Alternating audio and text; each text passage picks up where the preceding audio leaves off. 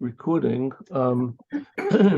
So this is class 4, and this deals with your response to Manet, Degas, Bonnard, Schiele.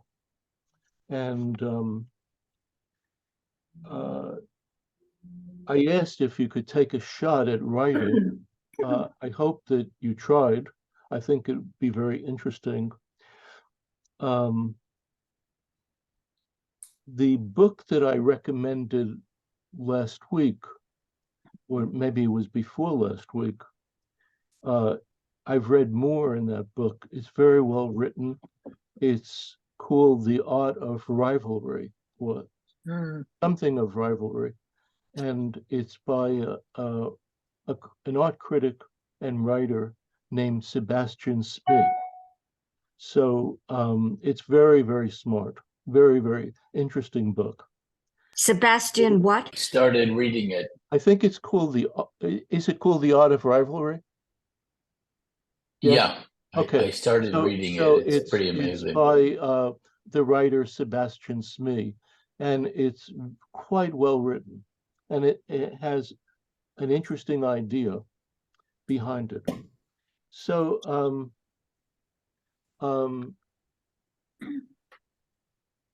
I'm going to, if there's a question or something, let's ask it right now. Otherwise, I'm going to go to that other screen. No, any questions? Thought, question, anything? Okay, so I'm going to go to this other screen. Let's see if I can do this. Okay, now the first person I have for these two slides is Rebecca, but I don't see her here. So let's go to the second one, which is, I believe, Ron. Now,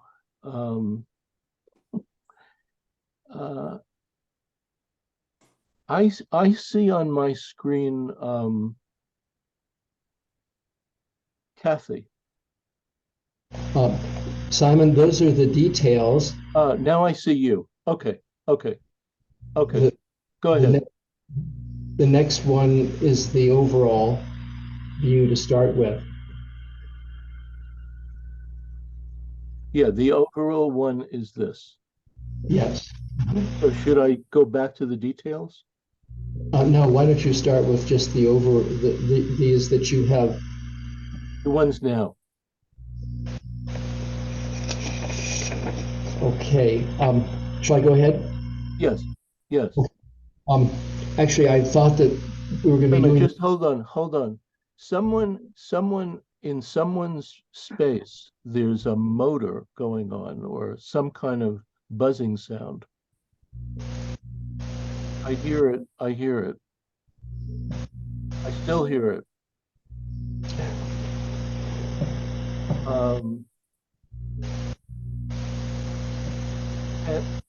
Could I ask you to mute, except for Ron?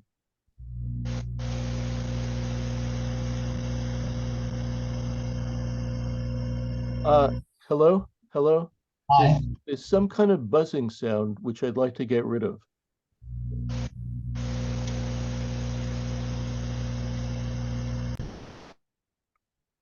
Oh, that's good. So Ron. Okay, that's okay. I tried muting here to see if it's coming from anywhere. It's very quiet here. I thought actually last week was going to be the presentation, so I did this actually about a week ago. Got ahead of myself, and took a slant which is more emotional and psychological rather than formal on this particular assignment. And I'm just going to read a recollection about the National Gallery in Washington about 2 decades ago. We're standing before Manet's monumental painting, The Old Musician. There are 5 figures surrounding an old violinist while a woman field hand labors in the background. It's redolent of Velasquez. She turns to me and says, "Have you ever noticed how Manet's figures are never relating to one another?" Her observation seemed right at the time, but I continued to wonder. A week ago Friday, midday, I jumped off Amtrak and headed for the Met, a perfect chance to test the thesis. A 1-week-old temporary membership got me to the front of the line. I literally felt as though I was skiing through the Manet Degas exhibit, quickly photographing drawings, etchings, paintings, details, placards, moving forward, circling back, looking for a pair of works by the 2 artists to address the point. And I found it on the beach, a perfect juxtaposition, 2 identically sized, small, panoramic paintings hung on footsteps, each painted within a year or 2 of the other, and each of them displaying a virtually identical palette. Number 1, which you see on the left, is entitled On the Beach, Boulogne-sur-Mer, 1868. It's a tableau of 18 figures and a donkey doing what people and donkeys do at the beach. Number 2, Degas, beach scene about 1869 to 70, is also a tableau with 20 figures and a dog, also doing what people and dogs do at the beach. But here the painting is dominated by the foreground presence of a mother tenderly combing out her slumbering daughter's hair. This is clearly, in Simon's words, an after scene, in this case of swimming, no doubt. To portray a relationship in a painting is not a small challenge, but it's one at which Degas seems to excel, and Manet, well, let's just say he was in too much of a hurry. Let me move to the detailed pictures, which are the one just before. The 2 detail photos added to my quota show the difference, I think, rather starkly. While Degas' figures on the right are engaged with one another by gesture, proximity, and activity, Manet's subjects seem to stand at respectful distance, immersed in their individual agendas like chessmen on a game board. By the way, I see Degas' family portrait of the Bellini family as another really wonderful testament to his skill of drawing out the subtlety of ongoing relationships. Perhaps we can talk about that one later on. Okay, great. All right, so let's go on to this grouping here. And is this Kristen? No, it's Len. It's me. Okay. On the left, we have Pierre Bonnard's Nude Woman with Black Stockings, 1908, oil on canvas, 23 by 17 inches. And on the right, we have Egon Schiele's Woman in Black Stockings, 1913, watercolor on paper, dimensions unknown.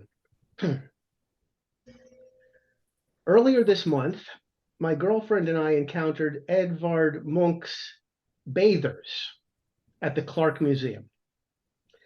The painting shows a group of nude men on the beach in full frontal splendor. These gentlemen are as unpretentious as nudes can be. There is no fallacy in their fallacies. The painting is arresting. Thank you. The painting is arresting. It compelled us to stop and appreciate the human form captured with skill and grace. As male nudes have largely faded into antiquity with marble statues, female nudes have become ubiquitous, and with ubiquity, more challenging to portray in an arresting manner that causes us to see the female form in a new way. Pierre Bonnard and Egon Schiele succeed in arresting us with their respective woman in black stockings. In each case, the artist was inspired by an intimate. For Bonnard, his lover and later wife, Martha de Meligny, and for Schiele, his young lover, Valerie Wally Nusel, who interestingly had previously been Gustav Klimt's model and lover before entering her tumultuous relationship with Schiele, a story for another day. Bonnard's Martha is sensual and fulsome. Painted in the soft, gentle brushstrokes of Renoir or Degas, her curvy body is palpable.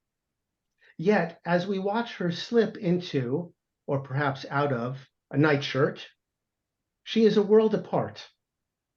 Like Bonnard, we are voyeurs. Schiele's Wally, in contrast, has a sensuality that engages us forthrightly. Schiele has drawn her with adoration, in contrast to the otherworldly, cartoonish physicality of many of his other figures. While Bonnard is an observer, Schiele is a participant.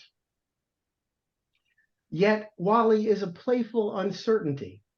There is willfulness in her play, promises that may be kept or just as easily broken. She is not every woman. She is uniquely one woman. And what can we say of the black stockings that command our gaze? Only that these garments are not the tools of the trade seen in many paintings of Paris nightlife in the late 19th century. Rather, they are the playful promise of 20th century modernity and possibility. Very nicely written, really nicely written, and I think your choice is very good here. The continuity of the two together. Thank you. Thank you. Forgive me my little play on words with fallacy and fallacies. I couldn't help myself. No, We enjoyed it. The whole It's thing, okay. the whole thing is very striking.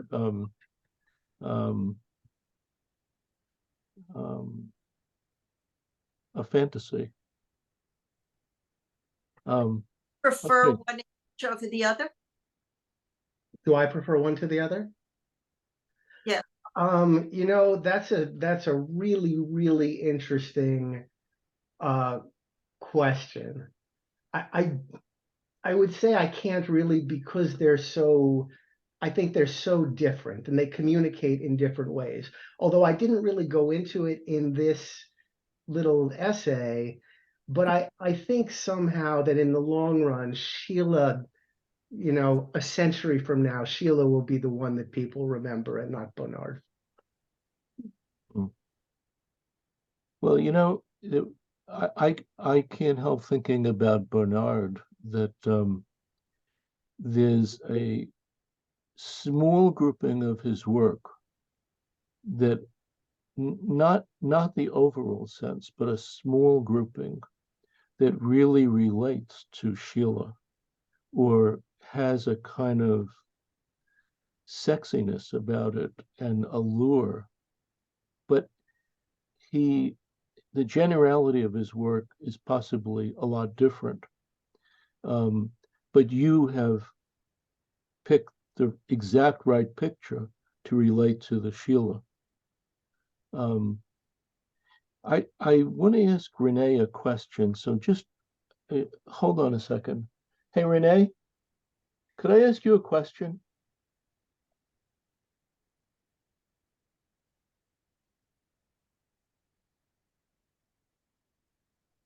Renee, you told me that there's a way that I could see the other people. I can't see how you do that. Usually there is. Maybe it's the other screen. Yeah, I don't know how to do Oh, it. okay. All right. I'm sorry. Yeah, okay. All right. So the next one that I have is this group here. Oh, God.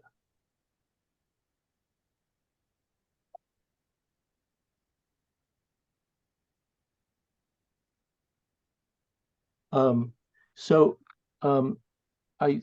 if I remember right, I think this is Anne Marie. Hello? Yes, it's me. Okay, good, good. Okay, the family portrait by Degas is called the Bellelli family portrait, the Bellelli family. Anne Marie, Yeah. could you read a little bit louder? Okay. This is called the Bellelli family on the left. Thank you. by Degas. Thanks. Is that better? Yeah. Okay. So the scale is it's approximately 6 feet by 8. And I just love this painting. I just love the warm colors, the size and the composition, the textures. For me, it could almost be described as impressionistic. It's just, the subject is of a bourgeois family in their home mourning the loss, the death of the mother's father, whose picture is on the wall.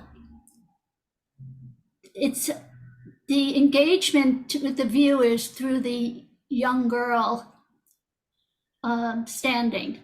She's the only one facing us and looking out, inviting us in. The others are interacting in different ways. One is not interacting at all, lost in her own thoughts. And the father and the other daughter are interacting. I see this composition almost like a circle of starting with the portrait that's on the wall, around to the standing figures, to the sitting daughter and father. That's terrific. Excellent. Oh, thank you. Many verticals. The circular motion for me brings the story together, and Degas includes many details. It's almost like I could tell, it seemed like he enjoyed painting this. I just feel it's so beautiful because it's so warm. I love the patterns on the wall, the floor, the fireplace mantle, the floor, the mirror. The comment that I want to make about the depth of space was that it seemed like he achieved perspective by indicating spaces in this composition, like where the figures are overlapping, the depth of the floor. There's a main room, there's a room behind the main room, a sliver that you can see on the left, and also in the mirror, you can get a sense that there's another wall behind where you see a mirror. So there's a fullness of this space. The mood is very somber based on their expressions, and of course the color black, that's very weighty in this piece. I thought it was painted in an impressionistic way with the soft teal, the ochres, the gray, weighted by the black dresses and the chair along the horizontal. Now with the Manet, Olympia, he was 31 to 33 years old when he painted this. Degas was 24, 25 when he painted the other. And this one is approximately 4 feet by 6 feet. I just love the boldness of this painting. And as I think about it more, I could see it as why it was the gateway to modernism. There are 2 modern figures of French society. One is a prostitute, the other a maid. And here Manet is directing the way to a new ideal of beauty found in common people. I'm reading a book that I'm going to quote now. The book is by Ross King. It's called The Judgment of Paris, subtitled The Revolutionary Decade That Gave the World Impressionism. And he wrote that the female nudes were not meant to titillate the viewer, but to give physical form to abstractions such as ideal beauty or chaste love. So I think Manet is depicting an ideal beauty for the modern age. He's leading the society to value the beauty of this woman. I was looking at the depth of this painting, and it's very flat with little detail. The drapery is used to show divisions in space. The vertical reclining nude is not sharing the space with anyone. She's front and center. The maid is in the background. And Olympia's eyes directly confronts the viewer. It's expressing a confidence, a strength, even a defiance. And how it's amazing how that can be done by just that stare. The maid is trying to get her attention, but she's not acknowledging her. She's not looking at the past. The flowers, to me, represent the past, something that was done before. She's looking to the future, outwards, at us, engaging us, and something far more important. I find the mood of this painting to be electric, intense, busy. And the colors are dark. The viridian, the alizarin crimson, enhance that lightness of the foreground. Detail is minimum, with the touches of cadmium red and maybe Prussian blue, warm greens. The details minimally divert the eyes from the main attraction. Yeah, so that's mine. That's terrific, Anne-Marie, really terrific. I have a few comments actually on what you wrote. The overriding comment that I have is that your piece is really dependent on slow looking. It really is incredibly descriptive of many different parts of both these paintings. And I like that a lot. You really looked hard at both of them. And you mentioned that the Degas painting is warm, and that's an interesting statement, because I think you could make an argument that actually the Degas painting is curiously cool. But I think warm and cool probably are very subjective. But I think maybe compared to other paintings, it might seem warm. But when you look at it compared to the Manet painting, to me, it seems cool.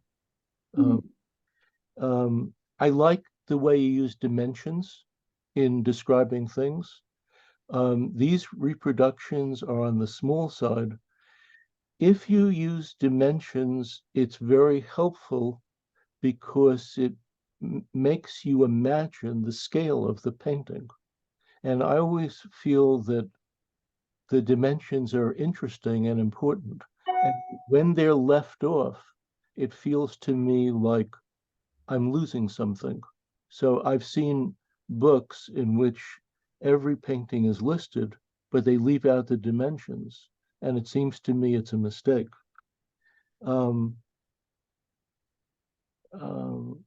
You mentioned that you're reading this book. Who is the author again?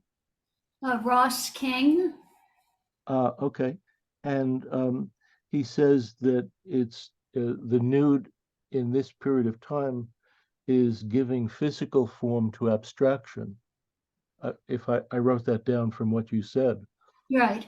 You know, I think you're right, but I think that Miss Olympia here is going well past that into something else.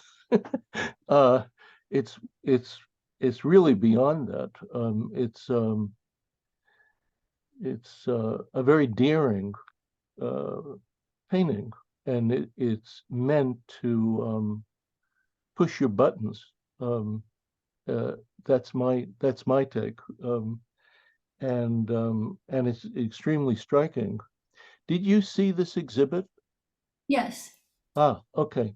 That's why I think of the Degas as being warm, because when I walked in that room, I felt like just really was very, yeah, I just thought it had a warm feel to it to me. Yes, yes, I could see that. I could see that. But, you know, if you actually think about the Degas painting and what's going on in that room, it is Yeah. it is not exactly warm and roses. I mean, No. this is kind of dark and cool, if you ask me. But you know, I wouldn't argue about it. I think I understand what you mean. One other thing, which is a personal thing that I always think of, is that I like the writing to be in third person. So it doesn't say who you are. And I could be mistaken about this, and I'd be open to an objection, but I feel an essay generally shouldn't say I. It shouldn't say I because it's all saying what you think, the whole essay.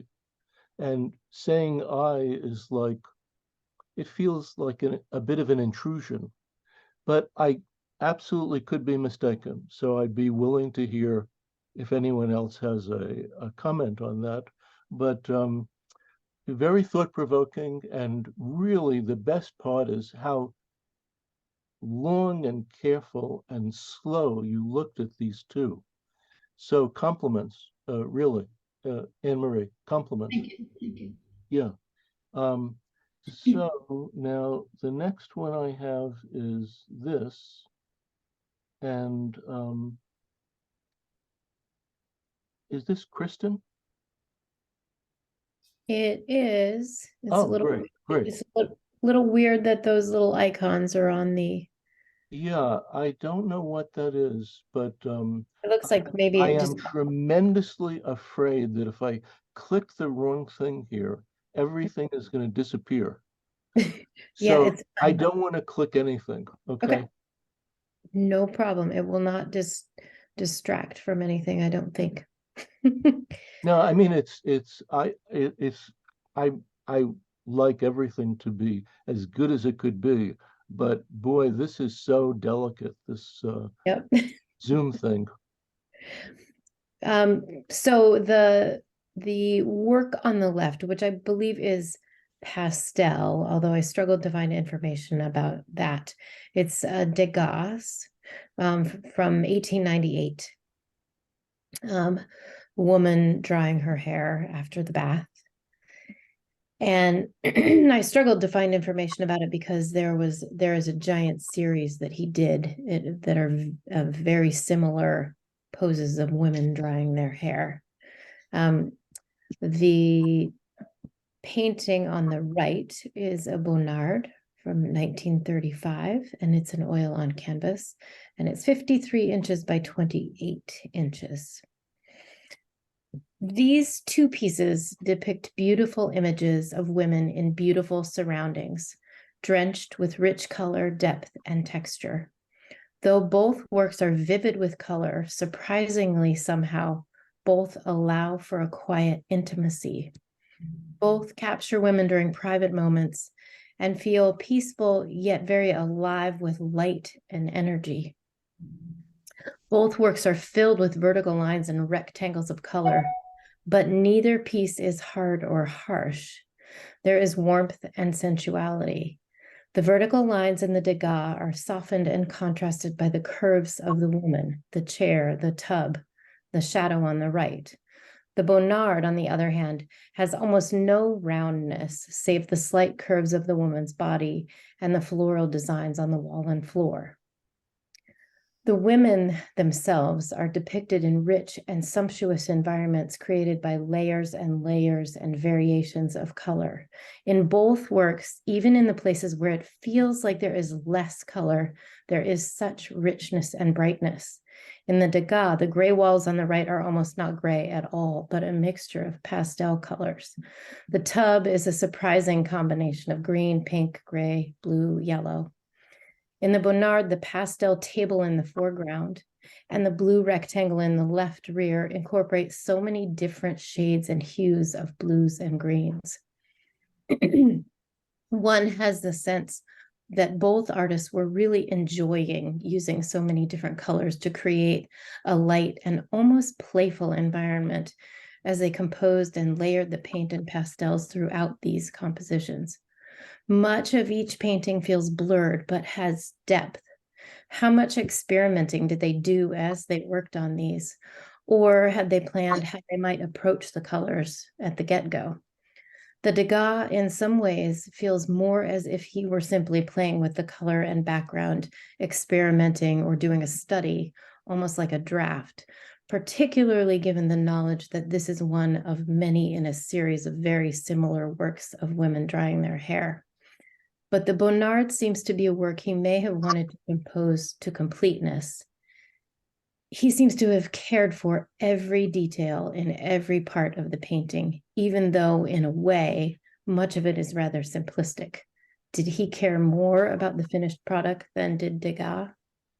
The women themselves are also created using many layers of particularly lustrous colors. In the Degas, the woman's hair shimmers with red, blue, gold, green, as do other parts of her skin, creating a volume and texture. There is no question that she is clearly the starring centerpiece framed by her elaborate surroundings. One's eyes see her first and foremost. The woman in the Bonnard painting is almost glowing, iridescent, and it seems as if Bonnard may have given extraordinary effort to developing this radiant form. While the rest of the painting is blurred, her form is the most clearly in focus of the entire composition. Like the Degas, she too is central and important to the piece, but she is really only such a tiny portion of the painting, just a peak. She is a more mysterious heart of the painting. The eye is drawn to the brightness of her figure, but in a very subtle way. One wonders how beautiful a figure she would be if Bonnard had painted more of her. Or is the mystery of only seeing this small bit of her what creates the feeling that she is extraordinary? That's beautifully written. Really great piece of writing. Really, again, the hard looking, long, taking really your time and looking at this. I'm glad that you wrote me at the very last minute and said, I want to change what I'm doing, and please bear with me. I'll let you know in 2 hours. I'm going to change it. And knowing you, I said, I'm going to go with you. And these work very well together. And I thought the other part that you said, which struck me, was the density of colors. So within the blue, within the green, so many different shades of blues and greens. So the colors are very dense, even though these aren't particularly thick. They're kind of on the thin side, but they're so dense in color. So it seems almost an anomaly. Because it really has to do with one layer going over another layer, going over another layer.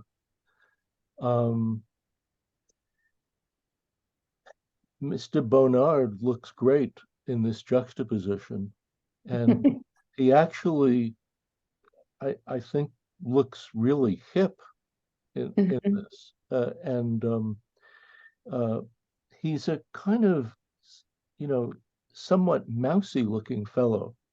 And that shows that looks belie an inner world. And in his inner world, he had all of these beautiful pictures. Thank you so much. Thank you. Thanks for swapping it out. Yeah, no, it's really, really well done. Can I make a tiny comment? Sure, Bonnard reminds me so much of Diebenkorn. The composition and design are really the important things. I think that's why he doesn't emphasize the figure. That's a terrific point. I wouldn't even have thought of that. And I think you're totally right. I would never have thought of that. So Richard Diebenkorn is California-based artist, and he kind of tried to merge figuration with abstraction. He did a lot of drawing of the figure and very kind of large quasi-abstract paintings of the figure. And I would have thought to say that his work was very influenced by Matisse, but I agree with you, and I would have never thought of that. I agree totally. Great comment. Thank you. So I know who these are. This is by Lucia. Yep, I'm here. So I thought the picture of Egon Schiele next to the painting Oh, yeah. shows the size of it, the Death and the Yeah. Maiden. It's 180 centimeters by 150 centimeters, which is about 71 inches by 59 inches. So it's a large masterpiece. Egon Schiele, L'Enfant Sauvage, the wild child of the turn of the 20th century art world, lived a turbulent, scandalous life, all the while creating a rich body of work that continues to both baffle and amaze. His work evolved from classical, similar to Gustav Klimt, who was his mentor and friend, into the highly recognizable expressionism with elongated, contorted, and distorted figures, most of them nudes, with blatant and striking sexuality. Many of his nudes were self-portraits attesting to both his narcissism and his obsession with sex. The powerful images he created were and still are perplexing and somewhat disturbing. From his childhood incestuous tendencies towards his younger sister, to the use of very young girls as models in his mother's hometown, Egon Schiele led a life fraught with scandal. This culminated in his arrest in 1912 for seducing a 13-year-old. It is fair to say that in today's world, his pedophilic tendencies would have made him a complete pariah. In 1915, Schiele decided to marry, as he put it, advantageously, the daughter of a locksmith, Edith. This led to the breakup with his longtime companion, muse, and lover, Vali Nusel. The loss of Vali led to the creation of this spectacular masterpiece, Death and the Maiden, Tod und Mädchen. Painted in 1915, it is the antithesis of Gustav Klimt's romantic painting, The Kiss. Schiele was obsessed with sexual imagery, but equally with death. In this painting, he casts himself as the wide-eyed, hunched, dark figure that with a frightened expression closely embraces and holds, but also bites the neck of the maiden. They seem to be floating on a crumpled sheet that could be a shroud. Their bodies are tragic and awkward, and there's a splintering effect reminiscent of leaded church windows. It is a haunting, otherworldly embrace, suffused with pain and longing, on a barren background of devastation wrought by the First World War. Did you want to continue into the next grouping? Yes, so I have a second one. Okay. Which is the same painting but framed. This is much smaller. Mother and Child, 1912. This is 36 by 29 centimeters, which is about 14 by 11 inches. Schiele painted a series of works on the subject of the dead mother. His relationship with his own mother had been difficult. He is quoted as saying, "My mother is a very strange woman. She doesn't understand me in the least and doesn't love me much either. If she had either love or understanding, she would be prepared to make sacrifices." Similar to Death and the Maiden, this 1912 painting is also a close embrace.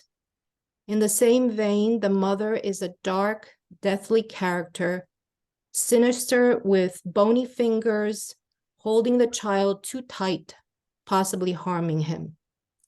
The child is terrified and very much alive. The two dissonant figures seem fused together in a single body with a Madonna and child symbolism. The child's hand faces outward in a gesture of terror. He is trying to escape the deadly embrace. The mother looks lifeless and ominous, enveloping her child in a cloak of darkness. Schiele's paintings from the Dead Mother series depict the mother as the giver of death rather than life, while the child is an avatar of the self-centered artist himself. Very nicely done. I like your point about his turbulent, scandalous life, and that he was obsessed with sexual imagery and death, the haunting quality that you point out in his work. One part of what you said, I'm not sure about. I've read a lot about Schiele, and I really like his work a great deal. So do I. Yeah, no, that comes through. I don't think he was arrested for seducing a 13-year-old girl. Actually, the reason he was arrested, I think, was that he invited young children, 13-year-olds, whatever, to his studio. And in his studio, he had nudes around in his studio. And that's the reason he was arrested. But wait a minute. We should just check. Go ahead. We should just check that out, because that's one of the books that I have on him is called Schiele in Prison.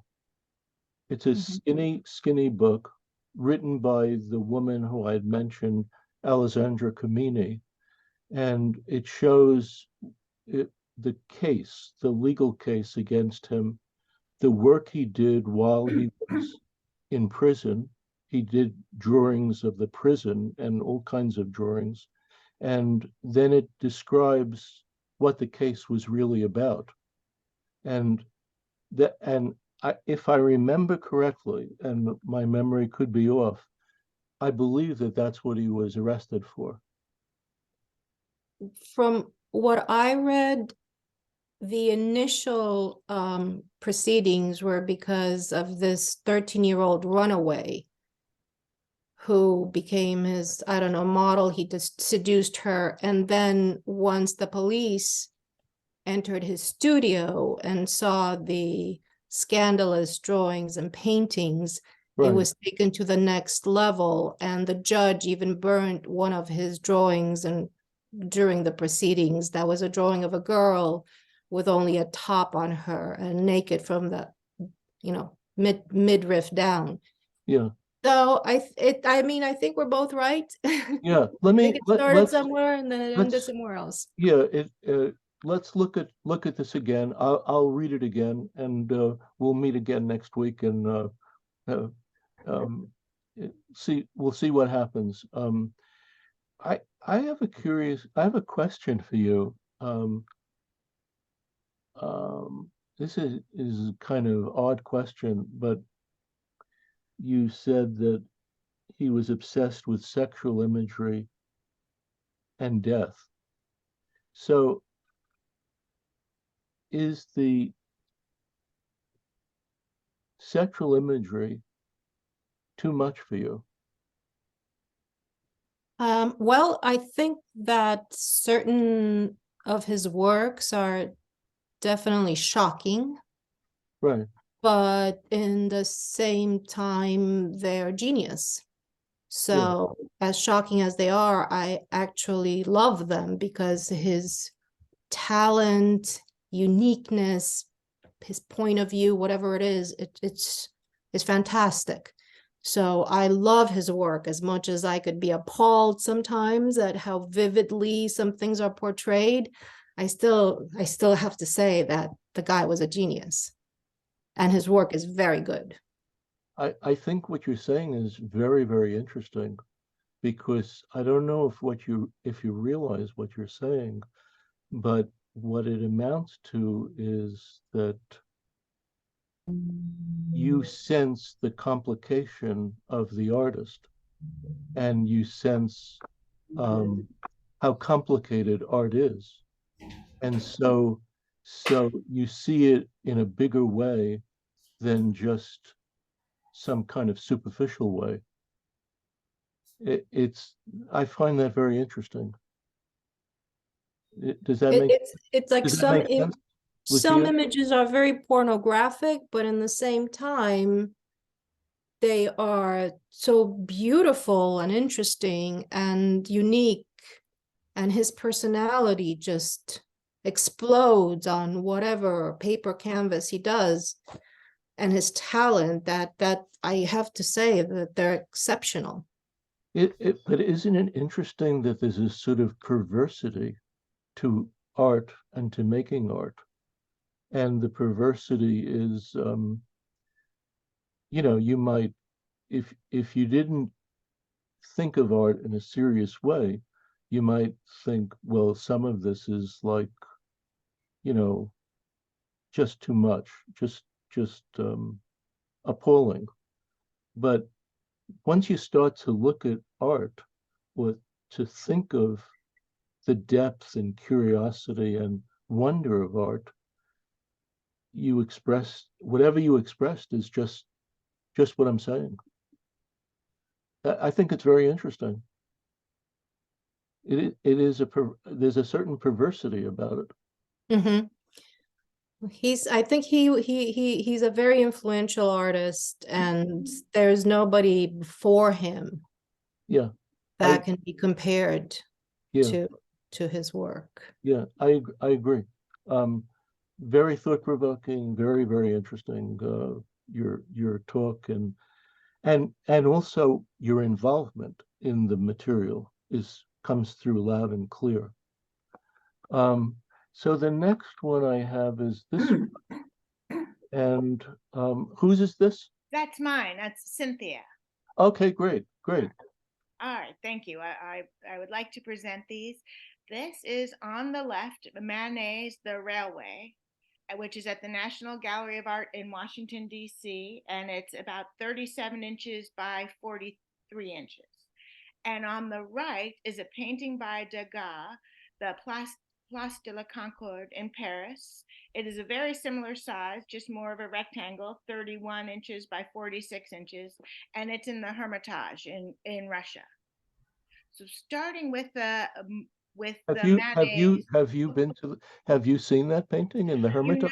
I have been to the Hermitage many years ago. I did not see it, but when I was looking for images, I stumbled on it, and I think, given, I should say, they were painted about 2 years apart, the Manet first, and I think there may be a conversation here between the two.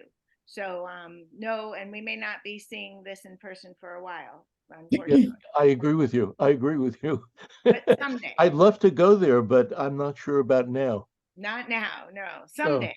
Go ahead. This is great. Starting with Manet, The Railway. The title, which Manet gave it, The Railway, was a mystery from the very beginning, as there's no railway in sight, just some steam, presumably produced by the very modern new steam engines at the time, and a teeny bit on the right-hand side of a trestle bridge that would have been recognized at the time as part of the new Gare Saint-Lazare Railroad in Paris. So a very modern reference. And then squeezed into the absolute front of this picture plane are two figures: a woman sitting on a narrow stone ledge and holding a book as though she's just paused in her reading to look up at us, and also holding in her arms a very newborn puppy. and a small red fan. There's a bit of a mystery of why she is holding these things.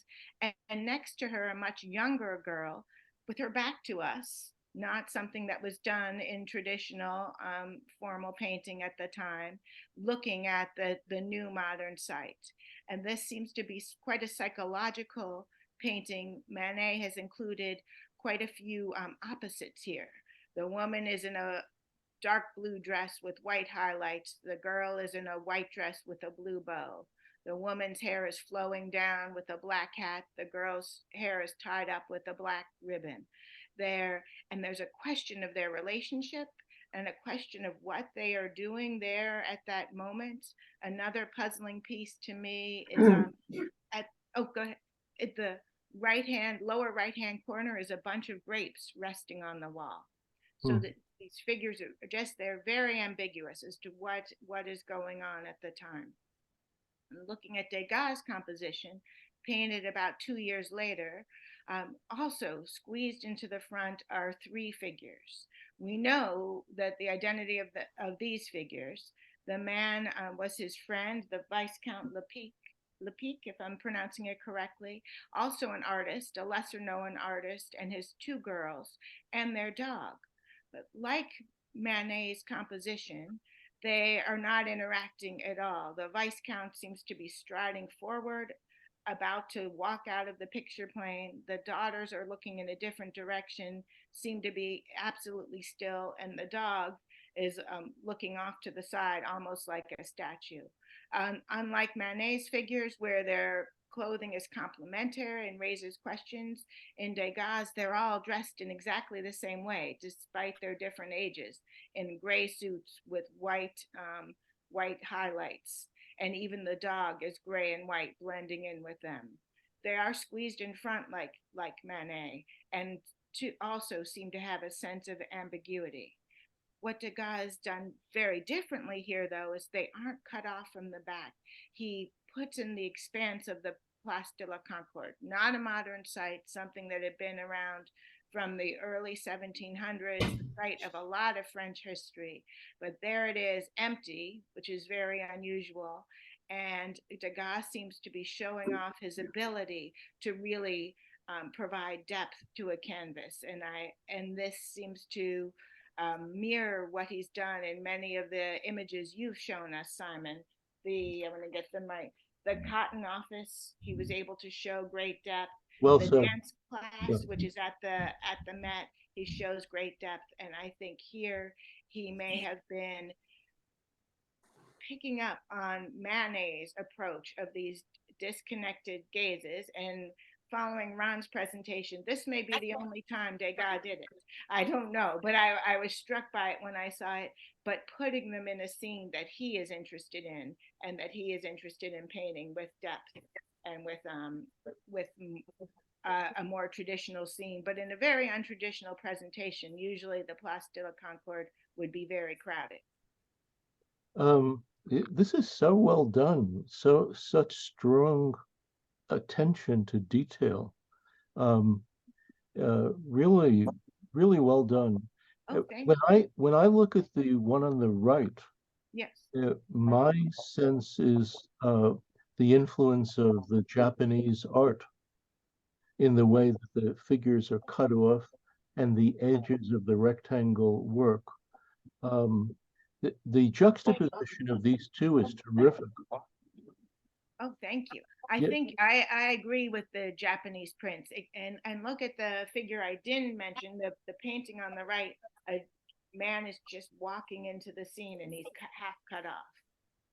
Yeah, I thought what you said about the blues on the left is terrific. And you could see how different the values are in the two paintings. The Degas values are so much closer together, okay? And in Manet, they're much further apart. And I like your thought about the grapes in the corner. Why are they there? And the puppy is so young. Yeah. Why in the world is she holding a puppy like that in that part of Paris? Okay, so this is the next. I'm still willing to pick up the girls on Friday. Well, we can talk about this after your class. Yeah. Okay, so this is the next one that I have, which is this one, which I think is Alan's. Yes, mine. Okay, so the painting on the left is by Manet. It's Berthe Morisot with a bouquet of violets, 16 inches by 22 inches, and painted in 1872. The one on the right is Degas' Interior, aka The Rape. The size of that is 32 inches by 45 inches, and it was painted between 1868 and 1869. So firstly, on the Manet painting, it is clear from this painting that Manet, although a married man, is enamored of Berthe Morisot. He portrays her as how he sees her, as sweet and very appealing and with a coy demeanor. However, as you look closely, you see a woman clad in black clothing who is confident and at ease. Her form is enhanced by the light background. She is staring right at the painter and now staring at us, drawing us in. The painting is a very good example of how Manet uses the alla prima technique. One easily sees the sweeping brush strokes of her hair and on the surface of her hat. It is also a study in shades of black. Just a few strokes of gray gives form to the hat. The violets, however, are almost imperceptible. We know that they're violets only due to the painting's title. One can see layers of paint on the figure and on the background, so we know that this was not painted in one sitting. It is through this style that Manet successfully delivers his vision. The illumination on her face, contrasted by her dark eyes, is mesmerizing, especially when seeing the painting in person. Next, the Degas. In the recent exhibit at the Met, this painting was in one of the last galleries in somewhat out-of-the-way location. The subject of this work seems different from Degas' other paintings. It is dark and mysterious. It is supposedly based on the writing of Émile Zola or some other author. Not knowing the source of the subject, we try to understand what motivated Degas to do this work. The fact that it has two very different titles suggests that one can process the painting from two different points of view. As interior, we see a room with a man standing against the door. He seems to be waiting. The partly undressed woman seems sadly unhappy or upset. We cannot see her face very well. There is also a feeling of melancholy. A small suitcase illuminated by a lamp. There is a coat hanging from the bed's metal foot frame. The bed is fully made and appears to be unused, which makes us wonder what is happening here. We can't exactly see what is being reflected in the mirror on the wall, which adds to the mystery. The painting is, to some degree, also a study of light, perhaps influenced by the work of Georges Delatour. As The Rape, we see the man lean against the wall in what could be a menacing posture. His expression is sinister. The woman appears to be vulnerable and possibly victimized. Her jewelry lies on the table behind her. Her corset lies on the floor. One does not really know what Degas had in mind, which makes us wonder and try to interpret what is happening. But isn't that part of the game? That's very, very well written, very interesting take on this. You know, Alan, the personalities of these two artists come through in this juxtaposition. They're, you know, the different ways that they're addressing life and people, and mood is so different in the two. You know, seeing this exhibit, seeing these works again, and maybe reading slightly about it, made me wonder about the possible juxtaposition of the Bolelli family with interior. In that there's a schism in both paintings between the female side and the male side. In the Bolelli family, the father seems to be looking askew or separated from the rest, and the rest is female, and it's almost the same juxtaposition in this. I thought your point about alla prima painting in the Manet is very sharp, and I hope you go back and look at this again. Oh, I intend to, yeah. Yeah, it's really interesting, really interesting. And your point about the melancholy in the interior painting is really quite striking. What do you think about what I said about the Bolelli family and the interior? Yeah, well, I mean, in the interior, it's actually the woman is looking away and the man is looking at her. But it's, I mean, I think that it's interesting to compare, you know, they're both in a space in a way that's sort of similar, but I think in my opinion, I find the feelings from each of them, of course, are very different. Yeah. His painting is very inside the picture plane, inside the scene, and the Manet is right on the surface. Right. Isn't that interesting? Yeah, that's right. You go deep inside the painting in the Degas, and you're not even quite sure if you're there. I mean, right. Well, you know, as Cynthia said, I mean, there's a real sense of depth in that room. Yeah. You know, if you look at the bed, see how the bed meets the wall. You know, space is a very important thing in this feature in this particular painting.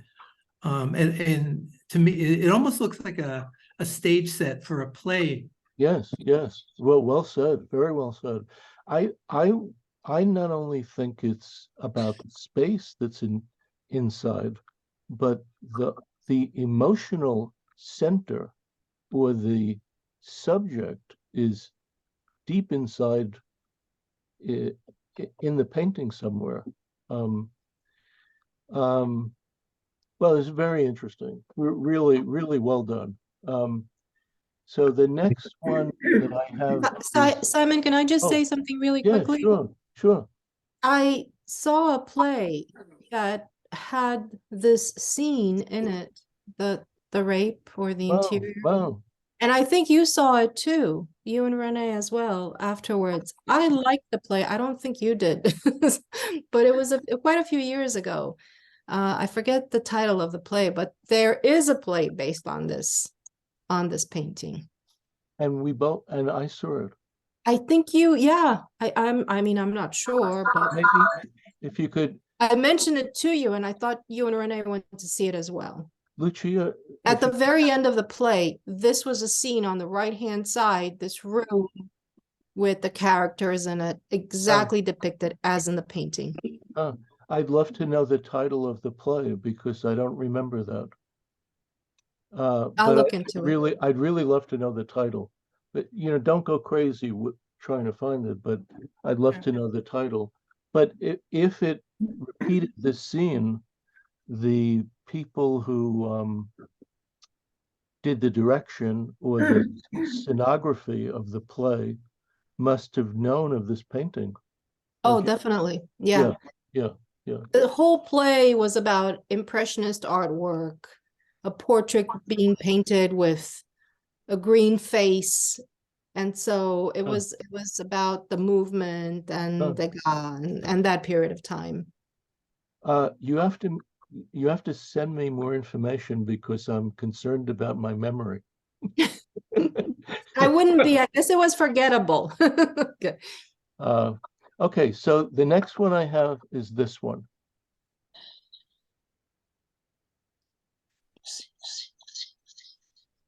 Could someone? That's me. Oh, okay. Okay, so this is Carol. No, Anna. Oh, I'm sorry. I see Carol here. Anna, that's right, Anna. Yeah, so it's the same. I think we've done these two paintings, but I'll read what I wrote about them. No, I like coincidences like this. This is perfect. The two paintings are Manet on the beach, Boulogne-sur-Mer, 1868, and Degas beach scene, 1869 to 1870. I chose these two paintings after visiting the Manet Degas exhibit at the Met. I was struck by them first because I had never seen a painting of the beach by either of these artists before. And I later learned that Degas had painted a few beach scenes while this was the only one done by Manet. I also picked them to personally love the beach and enjoy perusing images of beachgoers from another time and place. Evidently, Degas painted his painting after visiting Manet and seeing Manet's beach image. Apparently, both paintings were done in the studio, with each artist using prior sketches and, in Degas' case, photographs to create an imaginary beach moment. Manet's painting is more than twice as wide as it is tall, while Degas' image is a more traditional rectangle. If you look closely at the Degas painting, you can see that it was actually created in sections, and there are 3 panels painted with oil paint on paper, which were then glued together onto the canvas. Manet's painting is the more common oil on canvas. Manet sticks with a horizontal line as he depicts the beach from sky to sea to sand, while Degas plays a little with this as he uses a horizontal line to divide the sky and the sea, but he then turns to a diagonal to depict the beach scene. Degas' painting is more conscious of scale, perspective, and foreshortening, while Manet appears more interested in simply placing the various human groupings across the canvas. Degas, on the other hand, zeroes in on a young maiden having her hair combed by her nanny, and these two figures are by far the most important on the canvas. The focus on hair combing reflects perhaps the Japanese influence that Degas was known for. Both artists use a free and painterly brushstroke, and yet Degas' figures appear more carefully executed, with each person being skillfully drawn and depicted. Manet's lines are more casual and immediate and are even at times somewhat vague, and it can be hard to tell where one figure begins and ends. This results in Manet's characters appearing to almost be moving as they gaze at the sea. The use of color is similar in both images. Each artist successfully uses contrasting colors of the sky and sea in opposition to the beach. Hence, in both pictures, the top is composed of blues and greens, while the bottom is light brown or beige. Degas, on the other hand, cleverly brings back the green hue in the color of the 2 parasols and the lady's shawl. He also uses a vivid deep brown for clothing, while successfully complements the lighter hue of the beach. Simultaneously, the number of his figures are shrouded in white toweling, again complementing the background colors.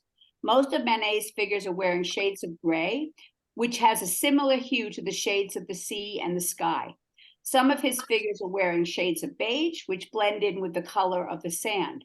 There is even a horse on the lower right-hand corner that somewhat blends in with the landscape, although its shade of brown is darker than the beach.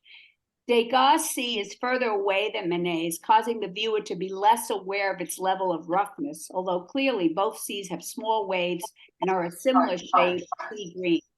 Both pictures depict a variety of boats, which we can peruse, with Manet showing mostly sailboats and Degas' steamships having smoke going quite impossibly in opposite directions. Despite the similarities of the paintings, their impact is quite different. Degas' image forces us to think about that young girl, her hair, and her nanny.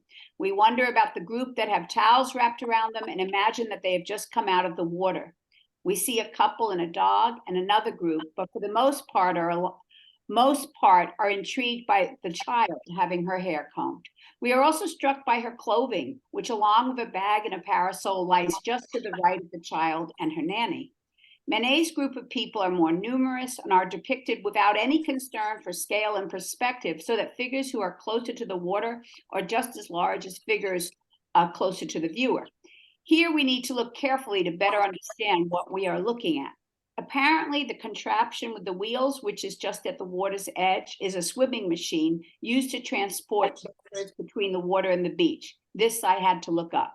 We also noticed the horse that is off to the side, but for the most part, our eye wanders from one grouping to the next without zeroing in on a particular story. This is quite different from what happens when we peruse the Degas. Ultimately, though, both images remind us of the joy of being by the sea and compel us to recognize the universality of a day at the shore. Very well done. Very well done. Really interesting. I think it's interesting that you say that, and I think I agree with you that the Degas painting was done from photographs, reconstructed, and both paintings were done in their studios. That's very interesting. Okay, so the next one is, I think, is Peter. Yes, that's me. So when I sent these two images to Simon, he challenged me to write an essay on them. So that's exactly what I did. It's called Defiance, Taboo, and Shock, Delivered with Harmony. Take a look at their eyes. What do Manet's Olympia and Schiele's Courtesan know?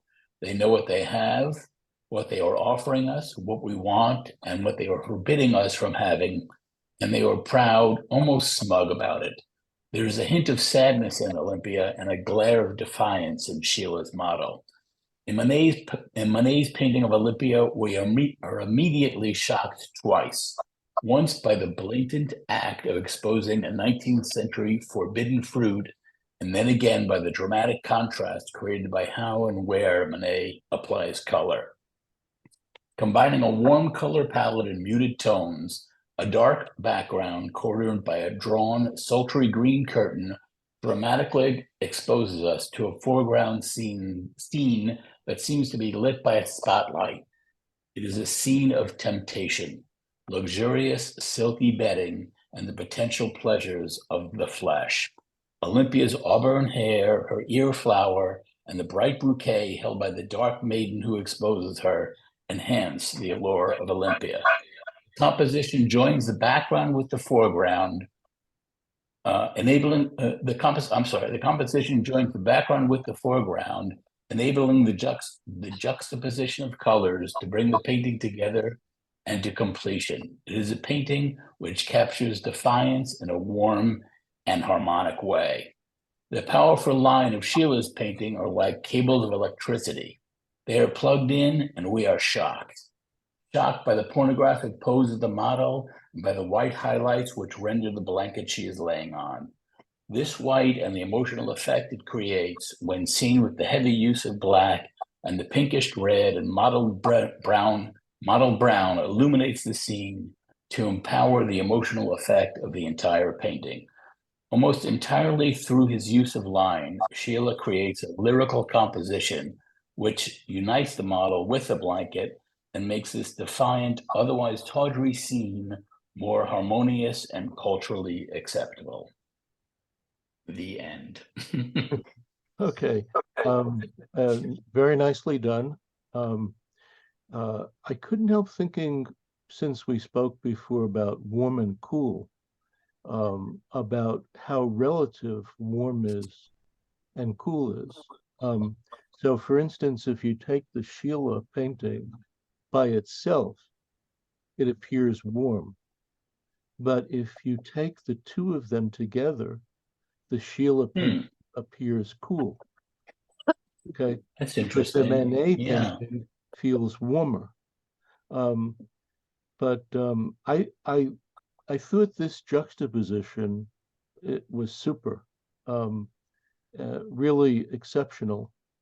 And Well, thank you. I mean, I like looking at them and thinking about it and trying to figure it out. Something about the two of them. It was hard to pick which two paintings, but somehow these two, to me, seem to, be able to bear the most fruit about which I could write.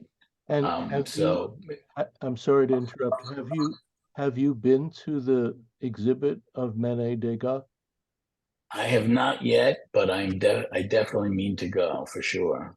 So basically, the two paintings you wrote about, you've never seen. I might have seen Olympia a while ago, but I don't remember it, frankly. Yeah. Okay. Very good. Thank you. Can I say one thing? Yeah. Great.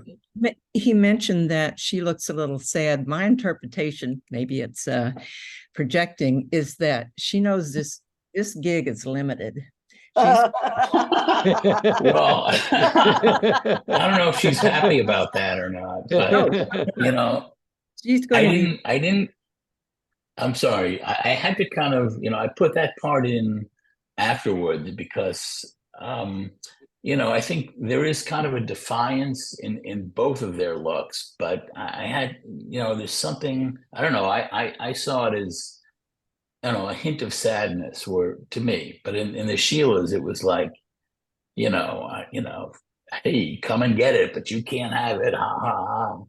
That's how I interpreted it anyway. So I think she knows she's going to be replaced by younger and younger women, and she's just going to fade into. Well, that's why she's sad, maybe. I don't know. No, that's what I mean. That's what I see. Yeah. But Kathy, if I could say this, Kathy, if I could say this, Kathleen, if I could say this, these are two major league paintings. I mean, really, both of them are very striking, and the juxtaposition left-right is so interesting. I mean, if you were compiling a grouping of nudes,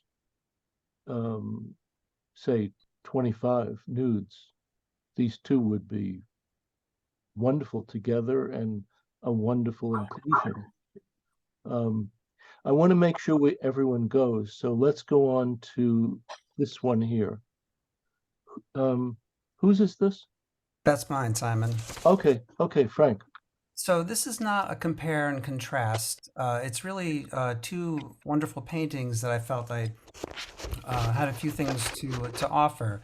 And I know Alan did such a great job with the first one I have here, Berthe Morisot with a Bouquet of Violets. It's by Manet, and it's 22 inches by 16 inches. Not a very big painting. This painting done in... What is that noise? Sounds like an echo of some kind. This painting, done in 1872 by Edouard Manet, depicts Berthe Morisot. She and Manet met in 1868, and Berthe, who was soon to become Manet's sister-in-law, was an important artist in her own right.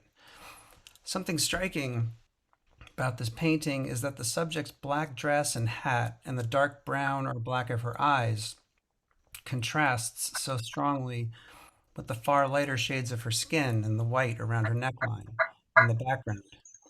Though I would have expected the violets to be a more prominent part of the painting, given that they are mentioned in the title, they too provide a contrast to the dark colors that are so strong.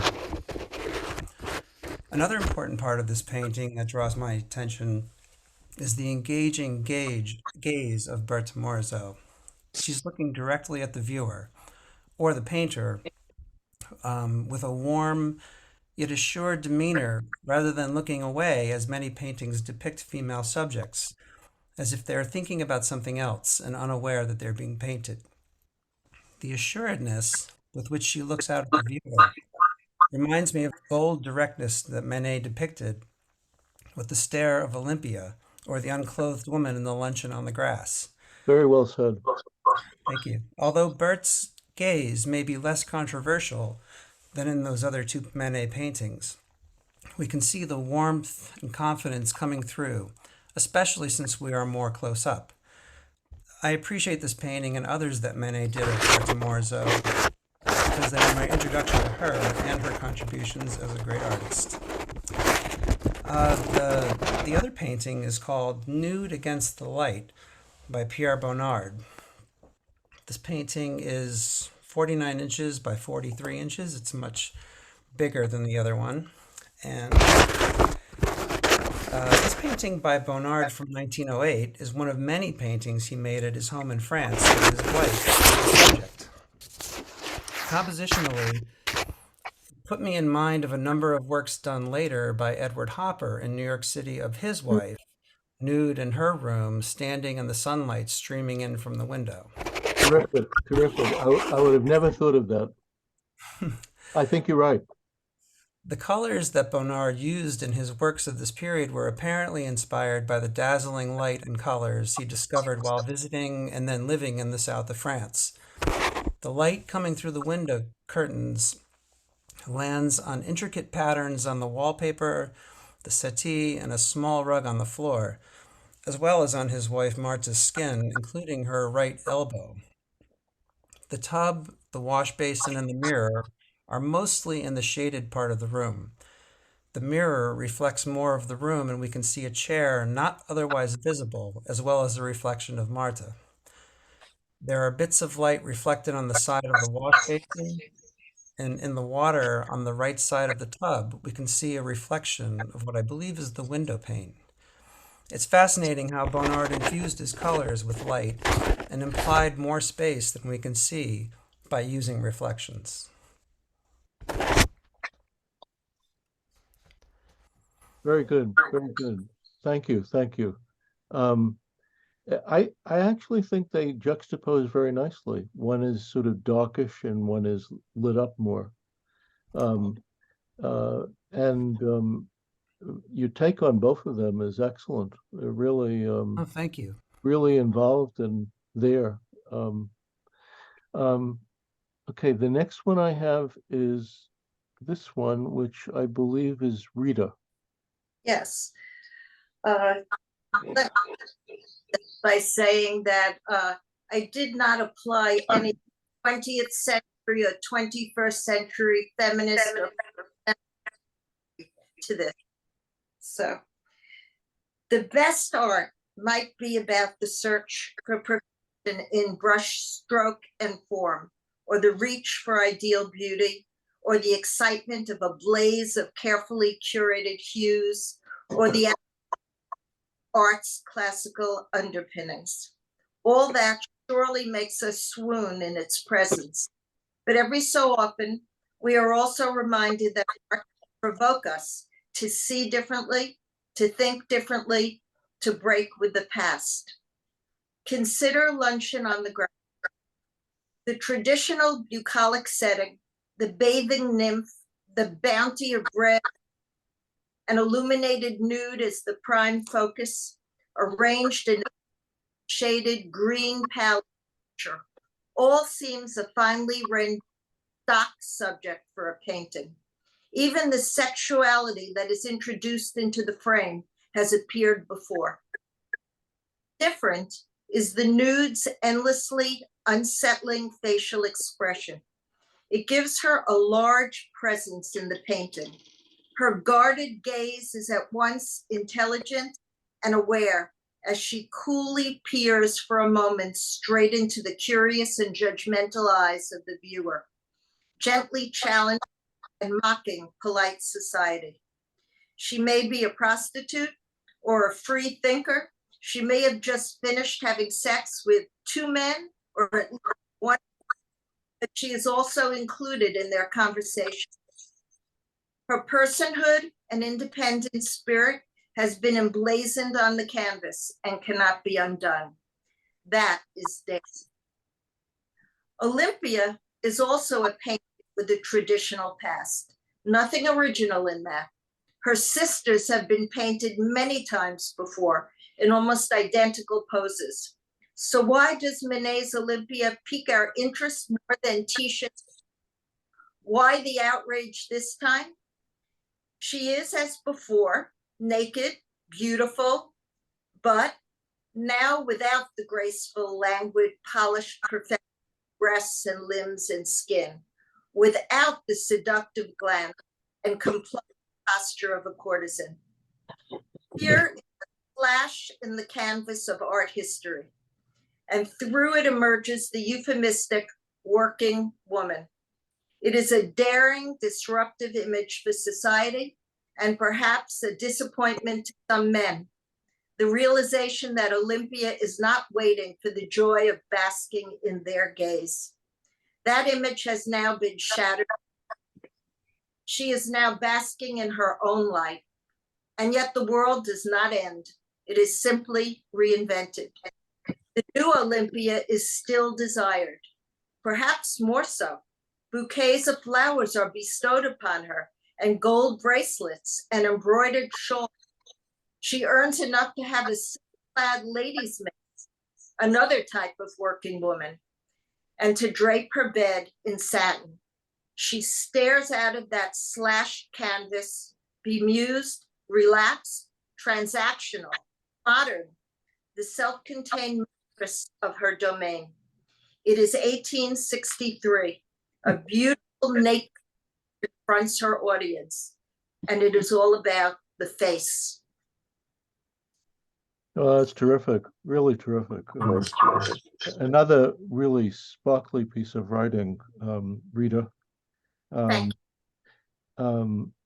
I could just say, her gaze, intelligent, aware, daring, disruptive image. She piques our interest. P-I-Q-U-E or Yes. P-E-A-K? P-I-Q-U-E. Yes. Okay. I wondered about that. That's terrific. Really well done. Really well done. if I could just jump in for a second. I mean, that was really, I really enjoyed listening to you read that, Rita. I mean, it was so well written, the way you described, the looks of the women. It was great. So thank you. It was I really enjoyed listening to that. Yeah, Just wanted to say so. That's great. Thank you. I'd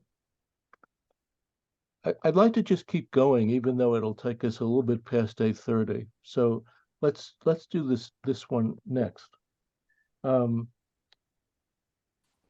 That's me. Okay, let's go. Okay. So these two portraits are very different in their formal subject matter, composition, color, and texture. But I was drawn to them because I think there is something similar beyond the fact that each has a hand to her mouth. I'm going to start with Manet's portrait of the street singer, which is on the left. This is a very large painting. It's 5 feet by 3.5. So it's practically life size of a low-class street singer who is just leaving the cafe where I think she's been singing with her guitar. I hope you can see that she's holding the guitar there. Manet has placed I'm sorry. Kathy, I think if you could mute, that would help. Okay, I'll turn. I think it's Kathy. Kathy, can you mute? No, maybe she's not there. Could I ask? Could everyone mute their microphone? Okay, let's try it again. Okay.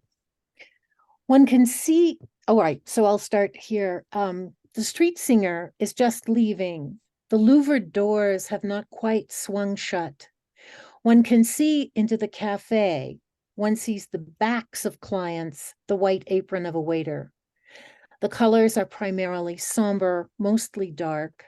The red of the cherries in their warm yellow wrapper are the most living colors in the picture, the reward of her singing. She is surrounded by strong lines going in all directions on her jacket, the folds of her dress, the louvered doors, the door frame. Her eyes show a deep exhaustion. I think we have all seen women who have those dark lines on the inside of the eye socket, expressing deep, persistent fatigue. Those eyes are what drew me to the painting in the first place. They exist in a pasty face. Manet has made it flat, modeled lightly with gray. The expression of the eyes is rather blank, perhaps focused on the cherries, which she is eating as soon as she walks out of the cafe. The color of her face is most nearly the color of the pavement she is stepping back onto, the street, and the same color dirties some of the hem of her dress, despite her effort to hold her skirt clear. The gesture of gripping her skirt complicates the gesture of holding the guitar. Manet has situated the street singer in her milieu, and from this brief moment of meeting, painted a detailed look at her life. In stark contrast to the Manet, Degas' painting is a visual feast, filled with a variety of colors, of textures, of brushstrokes, and of forms. It is quite small, a little under 11 by 9 inches. Yet it is filled with flowers. Even the wallpaper is floral. And the window behind the woman, sitting amidst this plethora, shows a garden with more blooms. Again, we have the indication of a private moment caught. The woman sitting close to the right-hand edge of the painting is looking yet further off to the right. Is she observing someone? Overhearing a conversation? Her gaze seems more intent than it might be were she simply daydreaming. Her hand partially hides her mouth. Is she hiding a reaction to what she sees or hears?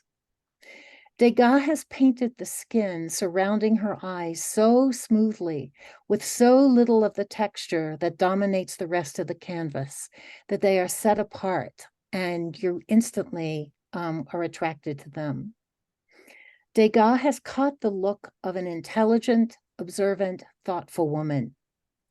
That he has placed her in this exuberant scene out of which she observes the world makes me wonder about the relationship between her and all that exists behind her.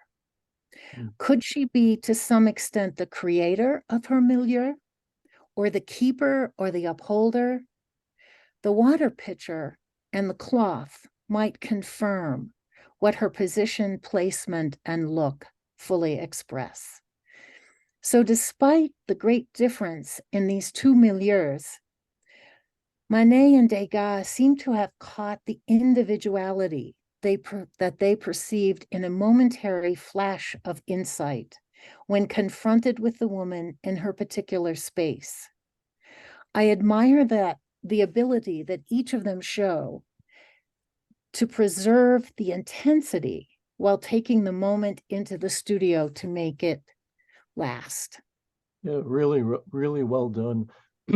What the overriding feeling that I have is how involved you are in trying to figure this out, how involved you are in looking at this. Just the one,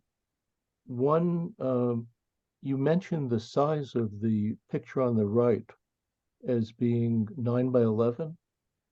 Yeah, inches. Yeah, you know, sometimes when you look at things on the internet, they give you the size of a reproduction of a painting.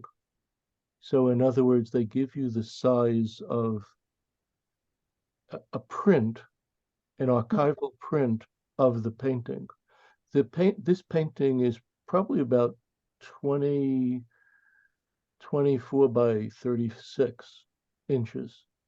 Really? It's bigger than. I got the, it's interesting because I got those measurements out of a book. Really? Yeah, so I'm surprised. Let's check that because Okay. my remembrance of it is bigger. It everything is very small in this. The items are very small. The flowers, the woman, Yeah. the vase, the table. I think the whole painting is 36, 38 inches. I'm guessing. Oh, well, that's good. I'd like it to be bigger. Yeah, this painting is in the exhibit at the Met. Okay. Then And you've really seen it. Good. I stand corrected. yeah, no, I think it's a very striking painting. This is the last grouping, which is this one here. And this is Kathy. Kathy, are you here? Simon, it's Carol. What happened to Oh, mine? Carol. This is not mine, but I sent you. Oh. I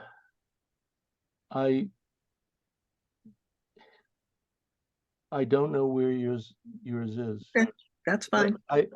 That's why I wrote to everyone a few days ago, and I said that things got very complicated. Well, you wrote me These are back the and said ones- you had them. Oh, I said that? Yeah. Good. Let's do yours the next time we read. Whatever. Yeah, it's fine. Yeah, let's do, Not a problem. no, send them to me again, and we'll do them in 2 weeks, the next time we read. Okay, we'll start with yours, and I believe someone else wants to participate the next time. Okay, I'm sorry, it's my mistake.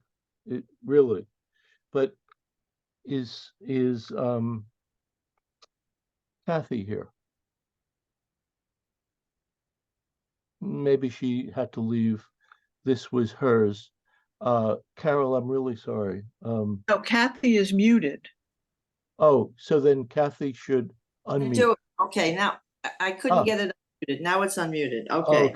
okay. I can wait till next week if you want me to. I know it's late if people want to leave. Or if Carol wants to go, go ahead. Yeah, go ahead. Go ahead. Who? Who, me or Carol? No. I made a mistake with Carol. I don't have hers. Oh. You see, Carol, I can't just add them, even if I could find them. I don't even know how to do that. But it would take time to do it. Simon, it's okay. Okay. So, Kathy. Okay, good. All right, I'll move on. All right, I did go to the Manet Degas exhibit. It was fabulous, and I saw the whole thing. So I just chose 2 paintings that I really liked, and I was not comparing the 2 of them. So the Degas, a bather stepping into a tub, 1890, 22 by 18 3/4 inches. It's pastel and charcoal on blue laid paper mounted at perimeter on a backing board. Okay, first, I was drawn to this primarily because I'm a big Edward Weston fan who is a photographer, and it seems to me that he saw this work of Degas and stole from it. So that's really what I was drawn to. The beautiful, the body was just so lovely. The colors and the use of the brush, I love the colors. It's all very natural, and it's as if she's really enjoying a private moment. Because she doesn't look like she's posed, even though I know she was. It doesn't look that way at all to me. It looks very, very natural. And I hear a lot of talk about people cropping their subjects in their portraits. And as a photographer, I crop all the time, and I do it for reasons. I see that it brings something out in the picture that I want to exaggerate or want people to focus on. That's something that is done in this picture. Half the arm is off, the leg is in the tub. We know the leg is in the water. We know she's on her way to taking a bath. So you can fill in the question marks about why it's cropped. What else do I want to say here? There's also the towel hanging over the side of the tub, which helps to soften the feeling of the iron tub, which never looks particularly comfortable to me. It looks like it would be very cold, but and uncomfortable. The artist has brought us in close to the subject so that we can almost feel the water she's about to soak herself in. And the baths are a place to relax and indulge yourself, and this bather is about to just do that. And the next one is the Edward Manet is the Bert Morisot in with the bouquet of violets, 21.9 by 15.9, 1872 oil on canvas. He, by the way, did 11 portraits of this woman who was his friend and a colleague. I just saw this when I was there. I saw this. It was so striking. It was like it just drew me so quickly. I couldn't take my eyes off it. It was just that gaze that she had. It's so full of confidence, but it also has a bit of curiosity about it.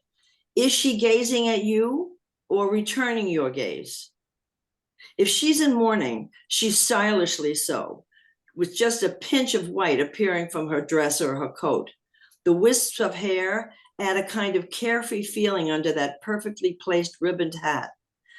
How did he get black to be so enticing on a woman who's supposed to be in mourning? Her lovely face is well lit on one side and a bit shaded on the other and tilted just enough to make you wonder what she's thinking. The white and the delicate blue background, of course, is a wonderful contrast. I don't know if it's his best portrait, but it's certainly irresistible to the viewer. Perhaps this shared experience as artists and friends contributed to the brilliance of this wonderful painting. That's very nicely done. Good. Quickly respond to this. Your use of Edward Weston is very, very interesting. I would not have thought of that, but you're absolutely correct. I saw it right So away. if you don't know his work, if you're still here and you don't know Edward Weston's work, you should look it up.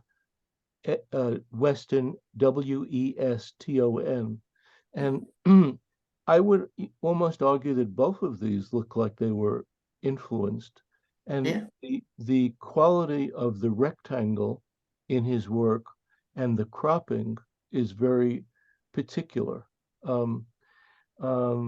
So next week I'm going to present on Max Beckmann. Because there's an exhibit now at the Neue Gallery, which has just opened, and in tandem with Max Beckmann, I thought that I would also discuss two other artists of the same period of time. One is a German artist named Christian Schad, Schad, and the second one is another German artist named Felix Nussbaum. So that'll be next week, and the week after, we'll catch up on anyone who we missed tonight, and then you'll write on next week's presentation. So, in other words, you'll write on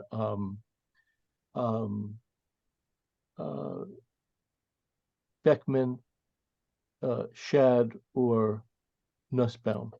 So I will introduce that next week. And I'm sorry we went over a bit, but these were terrific. Thank you so much. Thank you. Thank you. Good night. Good night. Good night. Good night. Thank you, Good night. Simon. Thank you. Good night, everybody. Good night, everybody. Thank you, Simon. Yeah. Bye-bye. Thank Bye. you.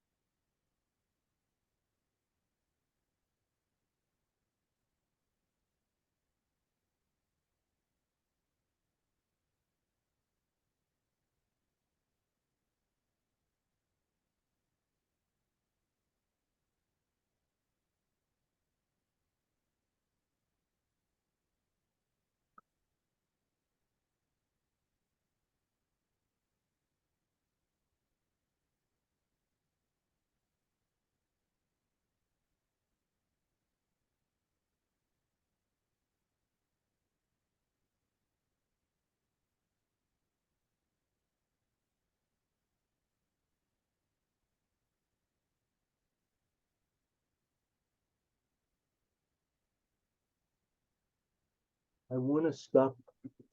I want to. You finished? Stop the recording, yeah, but I can't figure out how to do it here. Oh, I need to get my glasses.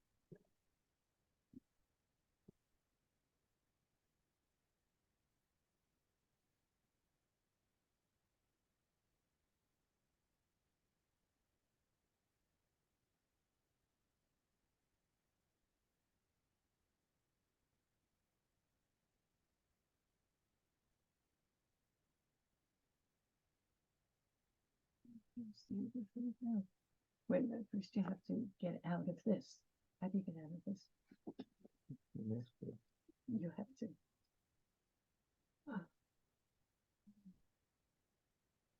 If you stop sharing, you have to stop sharing. Yeah. No, this you stop sharing. Let's just do this. Oh. And there's the recording.